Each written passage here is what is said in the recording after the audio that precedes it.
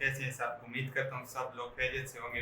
जैसे आप लोगों को पता है कि हमारे इलेक्ट्रोस्टैटिक्स की सीरीज स्टार्ट है और इसमें आज का हमारा जो टॉपिक है इलेक्ट्रिक फ्लक्स। इससे पहले हम लोगों ने कूलम्स लॉ और इलेक्ट्रिक फील्ड इंटेंसिटी के बारे में वीडियो लेक्चर अपलोड किए। अगर आप लोगों ने वो नहीं देखे तो जाके वो देखिए। उसकी देखने के बाद आपको ये वाला लेक्चर बहुत अच्छी तरह समझ आएगा। आज का हमारा टॉपिक स्टार्ट करते हैं और टॉपिक है electric flux. The number of electric field line passing through the unit area is known as electric flux. मतलब कह रहे हैं ना कि the number of electric field line passing, एक यूनिट एरिया से जितनी आपके पास इलेक्ट्रिक फील्ड लाइन पास हो रही है तो उसको हम कहते हैं कि ये क्या है, इलेक्ट्रिक फ्लक्स है। जैसे मैं आपको डेली लाइफ से एक मिसाल देता हूँ। आप लोग मिसाल के तौर पर आपके रूम में आप लोग खिड़की के सामने खड़े हैं और क्या हो रहा है, खिड़की से आपके पास हवा आ रही है। अगर आपकी खिड़की छोटी है तो कम हवा अंदर आएगी, आप लोग कम हवा महसूस करेंगे। इसी तरह अगर आपकी खिड़की बड़ी है तो ज्यादा हवा अंदर आएगी और आप ज्यादा हवा महसूस करेंगे। एग्जैक्टली तो उसको हम कहते हैं कि ये क्या है, एयर फ्लक्स है। मतलब किसी एरिया से एयर के गुजरने को हम कहते हैं कि ये क्या है, एयर फ्लक्स। इसी तरह किसी खास एरिया से इलेक्ट्रिक फील्ड का गुजरना, इलेक्ट्रिक फील्ड लाइंस का गुजरना हम कहते हैं कि ये क्या है, इलेक्ट्रिक फ्लक्स है। इसको हम रिप्रेजेंट करते हैं ग्रीक वर्ड फाई से। तो एक खास मिसाल के तौर पर हमारे पास ये एक एरिया है और इससे इस तरह ये आ रही है और ये लाइन गुजर रही है। जितनी भी लाइनें गुजर रही है तो इसको हम कहते हैं कि ये क्या है, इलेक्ट्रिक फील्ड है। अगर इस तरह ये लाइन गुजर रही है तो इसको हम कहते हैं कि ये क्या है, इलेक्ट्रिक फ्लक्स है। अच्छा, इसको मैथमेटिकली किस तरह लिखते हैं? मैथमेटिकली इसको हम लिखते हैं phi is equal to E dot A. तो देखिए ई जो है ना वो इलेक्ट्रिक फील्ड लाइंस है और ए जो है ये आपके पास क्या है, एरिया है। It is a scalar quantity. ये हमारे पास क्या है, ये एक स्केलर क्वांटिटी है। इलेक्ट्रिक फ्लक्स हमारे पास स्केलर क्वांटिटी क्यों है?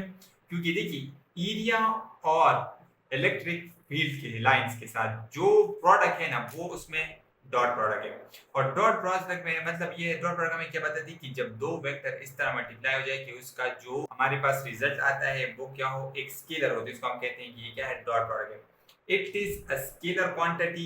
It is the scalar product of electric field lines and area A. तो जैसे मैंने आपको बता दिया कि ये क्या है, इलेक्ट्रिक फील्ड लाइंस और एरिया के दरमियान स्केलर क्वांटिटी। अच्छा, इसकी जो यूनिट है ना, न्यूटन कूलम मीटर स्क्वायर और न्यूटन मीटर स्क्वायर पर कूलम। देखिए आपको पता है कि इलेक्ट्रिक फील्ड की यूनिट क्या है, न्यूटन पर कूलम है और एरिया का क्या है, मीटर स्क्वायर है। तो इस वजह से इसकी जो यूनिट बन रही है वो क्या बन रही है, न्यूटन मीटर स्क्वायर पर कूलम। अच्छा, इलेक्ट्रिक फ्लक्स जो है ना वो डिपेंड करता है एरिया की ओरिएंटेशन पे। मतलब एरिया की ओरिएंटेशन का मतलब क्या है, देखिए अगर आपके पास इस तरह का एरिया है, अब इससे कितनी लाइनें पास हो रही है, आपने एरिया को इस तरह कर लिया, अब कितनी पास होगी, आपने उसको इस तरह कर लिया। तो देखिए अब इसमें कितनी लाइनें पास होगी, तो ये ओरिएंटेशन पे डिपेंड करता है कि आप इसकी ओरिएंटेशन किस तरह रखते हैं। तो हम देखते हैं कि मैक्सिमम फ्लक्स कैसी होगी। तो मैक्सिमम फ्लक्स कैसे होगी, मिसाल के तौर पर आपका एरिया इस तरह है, बिल्कुल एग्जैक्टली, और आपका जो इलेक्ट्रिक लाइंस है ना वो भी एग्जैक्टली इस तरह आ रही है। तो अब देखिए अब इसमें से जितनी भी लाइन आ रही है तो इस एरिया में से गुजर की जाएगी, तो आपका फ्लक्स क्या होगा, वो मैक्सिमम होगा, एरिया मैक्सिमम होगा। क्यों? कि देखिए इस एरिया और इलेक्ट्रिक फील्ड लाइन के दरमियान जो एंगल बन रही है वो कितनी है, जीरो एंगल बन रही है। क्यों? क्योंकि देखिए एरिया भी इसी डायरेक्शन पे है और आपका लाइंस भी है ना उनकी डायरेक्शन भी क्या है, सेम है। तो इस वजह से आपके पास जो एंगल बन रही है वो क्या होगी, जीरो बन रही होगी। देखिए हाँ मैं आपको बताता हूँ। If the area of a surface placed in front of electric field line in such a way that the direction of area and field lines parallel to each other, so we can write the equation 1 as, ये कह रहे हैं कि अगर हम area of surface को electric field line के front पे प्लेस कर ले तो अब इससे क्या होगा, अब इससे ये होगा कि आपके पास जो इलेक्ट्रिक फील्ड लाइन है वो और एरिया के दरमियान जो एंगल बनेगी वो बिल्कुल जीरो एंगल बनेगी और इससे आपके पास फ्लक्स जो होगी वो मैक्सिमम होगी। देखिए मैं आप लोगों को एक डायग्राम के जरिए से आपको यहाँ पे बता रहा हूँ कि देखिए ये इसका डायग्राम है। यहाँ पे ये देखिए इन एरिया की सरफेस के और इनके दरमियान जो एंगल बन रही है वो कितनी है, जीरो एंगल है। तो देखिए फाई आपके पास ई डॉट ए है, ई को जब डॉट प्रोडक्ट को हम हटा लेते हैं, आपको पता है कि कॉस एंगल लगा लेते हैं, कॉस थीटा। कॉस जीरो किस चीज के बराबर है, कॉस जीरो 1 के बराबर है। तो आपके पास जो फाई आएगी वैल्यू वो इलेक्ट्रिक फ्लक्स की वो मैक्सिमम आएगी। अब जीरो किस तरह आएगा, if the direction of an area of a surface is kept perpendicular to the field lines then from equation 1। अच्छा अब हम क्या कर लेते हैं कि इसको इसके परपेंडिकुलर, मतलब एरिया इस तरह हो और लाइनों को हम इस तरह रख लेते हैं। तो देखिए आप लोग देख रहे हैं ना कि ये इसकी जो एंगल बन रही है ना वो बिल्कुल परपेंडिकुलर 90 बन रही है। तो अब 90 बन रही है तो इसमें से कोई लाइन पास होकर नहीं गुजर, इसकी ऊपर जाएगी और कुछ लाइनें इसकी नीचे जाएगी, बहुत कम एक दो इसकी नीचे जाएगी। तो देखिए अगर हम ये, तो यहाँ पे हमारे पास रजिस्टर है इसकी ये जो विड्थ जो है ना वो तो काफी है, लेकिन हम तो वायर की बात कर रहे हैं और वायर का तो छोटा सा होता है और हम एरिया भी छोटा सा ले लेते हैं, तो इस वजह से। तो देखिए ये वाली इसमें से कुछ लाइनें मतलब एक लाइन दो गुजर सकती है, लेकिन अगर हम वायर की बात करें तो वो तो बहुत छोटा सा होगा, तो वो सारी लाइनें इसके ऊपर और कुछ नीचे जाएगी, लेकिन इसमें से एक दो ना होने के बराबर है। तो इस वजह से हम कहते हैं कि यहाँ पे क्या है, जीरो एंगल है। तो अब यहाँ पे डायग्राम पे देखिए, डायग्राम तो इसका अच्छी तरह नहीं आता था, लेकिन हमने कोशिश की कि बना ले। तो देखिए इक्वेशन 1 बन गया ई ए cos थीटा। अब यहाँ पे cos 90 के बराबर है, 90 किस चीज के बराबर है, जीरो। तो आपके पास फ्लक्स कितना आएगा, जीरो आएगा। अच्छा अब आपके पास आता है कि फ्लक्स एट एनी एंगल। तो देखिए हमारे पास तो रियल लाइफ में ये दो कंडीशन नहीं होगी ना, कि हमेशा आपके पास यही कंडीशन हुई कि फ्लक्स जो है ना वो जीरो पे हो या 90 पे हो। कभी कभी किसी खास एंगल भी हो सकते हैं, जैसे मिसाल के तौर पर हम इस एरिया को इस तरह रख लें। अब ये एरिया इस तरह है, अब इसमें से कुछ लाइनें पास होगी और जो लाइनें पास होगी तो वो यहाँ पे इसके साथ कुछ ना कुछ एंगल बनाएगी। तो उस एंगल के लिए हमने क्या कर लेना है, यहाँ पे देखिए आपके पास ये वाला इस एरिया का सरफेस है नॉर्मल, और ये जो लाइनें पास हो रही ना ये देखिए इसके साथ कुछ थीटा एंगल बना रही है। तो when a surface make any angle with the field lines then we can find the flux as. अब यहाँ पे हम क्या कर लेते हैं, इस फ्लक्स को बस ऐसे ही लिख लेते हैं ई ए cos थीटा।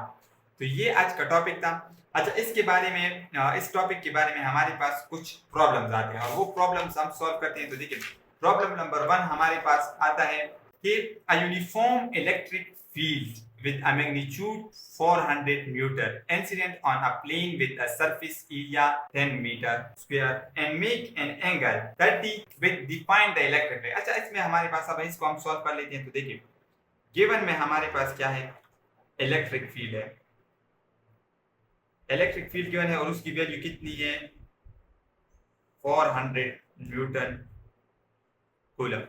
दूसरा हमारे पास एरिया कितना आता है, वो एरिया हमारे पास है 10 मीटर स्क्वायर। अच्छा तीसरी चीज जो हमें गिवन है वो है हमारे पास थीटा। थीटा की वैल्यू फाइंड करना है हमें, फाई की वैल्यू हमने निकालनी है। तो देखिए आपको कह रहे हैं कि आपके पास मिसाल के तौर पर ये एक सरफेस है, ये एक सरफेस है और यहाँ पे इस तरह ये इलेक्ट्रिक फील्ड जा रही है, कुछ एंगल के साथ इस तरह जा रही है। अब ये यहाँ पे ये इसका नॉर्मल है, इस नॉर्मल के साथ इसने जो एंगल बनाई है वो है 30। तो इस पे फाइंड करें रिक्वायर्ड आपके पास ये। तो देखिए हम जानते हैं, हमें पता है कि देखिए फाई आपके पास बराबर है ई डॉट है, इसको ख़त्म कर लेते हैं, ई ए cos थीटा। तो देखिए पुटिंग वैल्यूज हम कर लेते हैं, जो वैल्यू हमें इक्वेशन में गिवन है 400 Newton per coulomb multiply by area की 10 मीटर स्क्वायर और कास की 30। तो देखिए यहाँ पे ये मल्टीप्लाई होके 4000 न्यूटन मीटर स्क्वायर पर कूलम। इसकी वैल्यू अगर आप देखेंगे तो ये आपके पास ये वाली वैल्यू आती है।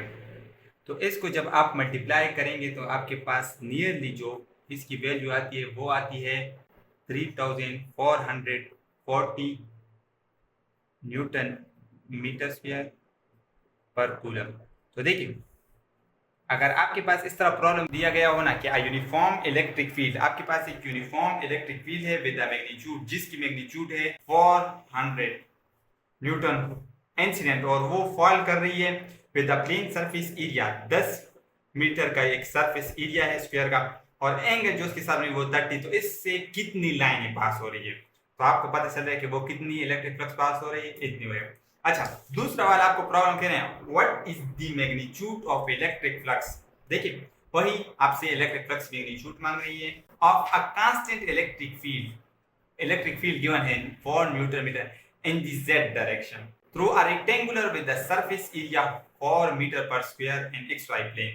देखिए हमें गिवन है इलेक्ट्रिक फील्ड गिवन है 4 न्यूटन कूलम, लेकिन इसकी जो डायरेक्शन है ना वो z है। और एरिया जो गिवन है ना, एरिया 4 मीटर स्क्वायर है, लेकिन ये आपके पास गिवन है XY प्लेन है। अब आपने समझना है कि यहाँ पे हमारे पास एंगल कितनी बन रही है। एंगल गिवन नहीं है, लेकिन एंगल हमने समझना है। देखिए, अगर हम यहाँ पे कार्टेशियन कोऑर्डिनेट्स बना रहे, ये वाला z एक्सिस आपके पास आ रहा है, ये x एक्सिस है, ये y एक्सिस है। अगर आप इसको पेज पे बना रहे हैं तो इस तरह, मतलब z एक्सिस तो इस तरह परपेंडिकुलर हो जाए। तो देखिए आपके पास एरिया ये वाला है, मतलब ये वाला एरिया आ रहा है, और जो लाइन बिल्कुल आ रही है ना वो इसकी इस तरह बिल्कुल पैरेलल आ रही है, मतलब लाइन के परपेंडिकुलर आ रही है। और जो एंगल बने वो कितना बना रही है, 0 बना रही है। समझ आ गई कि ये इससे बिल्कुल यहाँ पे आके इस तरह गुजरेगी और यहाँ से इस तरह निकल जाएगी। तो ये लाइन है बिल्कुल आपके z एक्सिस के पैरेलल आएगी। तो ये देखिए z एक्सिस की बिल्कुल पैरेलल आ रही है ना। तो यहाँ पे आपने थीटा जो आपके पास आप केवल नहीं था, लेकिन हमें पता चल गया कि थीटा कितनी यहाँ पे 0 है। मैं फिर दोबारा समझाता हूँ कि देखिए आपका जो एरिया है वो y और x प्लेन में है, लेकिन जो आपकी फील्ड है वो z डायरेक्शन पे है। तो देखिए अगर वो इन डायरेक्शन में हम प्लेस कर ले तो आपके पास वो जो लाइन आ रही है ना वो किस में आएगी, इस z डायरेक्शन में आएगी। तो यहाँ पे मैं वैल्यूज को पुट कर लेता हूँ। Phi is equal to E dot A cos theta, putting values 4 newton per coulomb multiply by 4 metre square cos 0। और आपको पता है cos 0 की वैल्यू 1 के बराबर है। तो यहाँ पे हमारे पास आ जाएगा 16 न्यूटन मीटर स्क्वायर पर कूलम। इसका आंसर हमारे पास 16 न्यूटन मीटर स्क्वायर पर कूलम ये आएगा। देखिए अगर इसके बारे में कोई क्वेश्चन हो या कुछ और ऐसी प्रॉब्लम हो जो उसमें आपको डिफिकल्टी आ रही है और उसको सॉल्व करने का आप कह रहे हो, तो हमें कमेंट्स कर लें, हम सॉल्व करके आप लोगों को भेज देंगे। चैनल को जरूर सब्सक्राइब कर लें, और इसके बारे में अगर और कोई आप लोगों ने वो पहले वाले लेक्चर नहीं देखी तो वो जाके आगे देख लें। तो इसके बाद ये वाला लेक्चर देखिए तो आपको अच्छी तरह समझ आएगी। थैंक यू, अल्लाह हाफिज़।